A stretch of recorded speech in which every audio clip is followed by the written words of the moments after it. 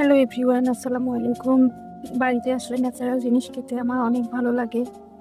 সকাল সকাল তাই তো বাড়ির বাগানে চলে এলাম, আর এসে দেখি যে এখানে অনেকগুলো কচুরলতি হয়ে আছে। আমার মা বলছিল এগুলো তুলে নিতে। আর এই যে দেখুন কত বড় একটা কলার কাঁধি পড়েছে।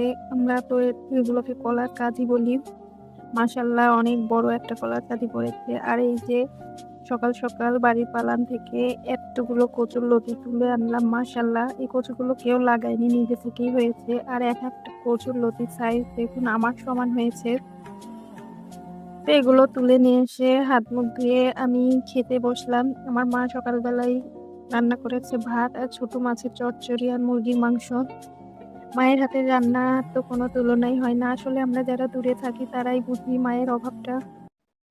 আর আমি খাওয়ার আগে আমি আমার বাচ্চাকে খাওয়াচ্ছিলাম। এই তো দেখুন আমার ছেলে, তারও অনেক ক্ষুধা লেগেছিল, সে নিজে থেকে হাত দিয়ে খাচ্ছে। আলহামদুলিল্লাহ, আজকে এ পর্যন্তই।